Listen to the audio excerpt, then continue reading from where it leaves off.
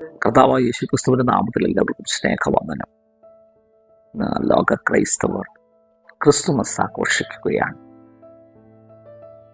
യെശയ്യാ പ്രവാചകന്റെ പുസ്തകം 9-ാം അധ്യായം 6-ാം വാക്യത്തിൽ യേശുക്രിസ്തുവിന്റെ ജനനത്തെക്കുറിച്ച് സവിസ്തരം പ്രസ്താവിച്ചിരിക്കുന്നു. നമുക്ക് ഒരു ശിശു ജനിച്ചിരിക്കുന്നു, നമുക്കൊരു മകൻ നൽകപ്പെട്ടിരിക്കുന്നു. ലോകത്തിലെ ഒത്തിരി ജനനങ്ങൾ ഉണ്ടായിട്ടുണ്ട്. എന്നാൽ യേശുവിൻ്റെ ജനനം എങ്ങനെ ആയിരിക്കുമെന്നും എവിടെ ജനിക്കുമെന്നും ആരാണ് മുമ്പിൽ നിന്ന് നയിക്കേണ്ടതെല്ലാം പരിശുദ്ധാത്മാവ് നൂറ്റാണ്ടുകൾക്ക് മുമ്പ് എഴുതി വച്ചിരുന്നു. ആ കർത്താവ് നമ്മുടെ ഉള്ളിൽ ജനിച്ചു എന്ന് പറയുന്നത് എത്ര ആനന്ദകരമാണ്. യേശു നമ്മുടെ ഉള്ളിൽ ജനിച്ചിട്ടുണ്ടെങ്കിൽ നമ്മുടെ ജീവിതത്തിൽ വരുത്തും മാറ്റങ്ങൾ അസാധാരണമാണ്. യേശു നമ്മുടെ ഉള്ളിൽ ജനിച്ചിട്ടുണ്ടെങ്കിൽ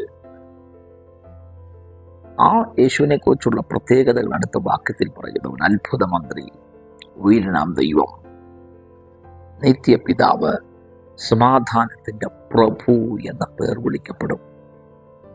ആ കർത്താവ് നിങ്ങളുടെ ജീവിതത്തിൽ ഒരു അത്ഭുതം ചെയ്യാൻ, സമാധാനം ഉണ്ടാക്കാൻ ശക്തനായ ദൈവമാണ്.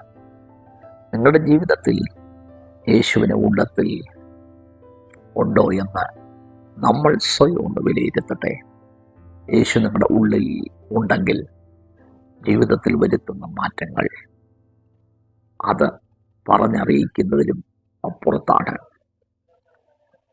പുറമെയുള്ള ജനനത്തെക്കാൾ എത്രയോ നല്ലതാണ് യേശു നിന്റെ ഉള്ളിൽ ജനിച്ചാൽ. അതിൽ പരം ഭാഗ്യമുണ്ടോ? കർത്താവേ, യേശു ഞങ്ങളുടെ ഉള്ളിൽ ജനിച്ചതാണല്ലോ. ഞങ്ങളുടെ ജീവിതത്തിൽ വന്ന മാറ്റങ്ങളുടെ പിറകിൽ യേശു ഞങ്ങളുടെ ഉള്ളിൽ ജനിച്ച് പുതുജീവൻ നൽകുവാൻ, പുതുശക്തിയാൽ മുന്നോട്ട് നയിക്കുവാൻ ഞങ്ങളെ സഹായിക്കണം. ഈ പ്രഭാതം അനുഗ്രഹമാക്കണം. യേശുവിൻ നാമത്തിൽ തന്നെ. ആമേൻ. God bless you.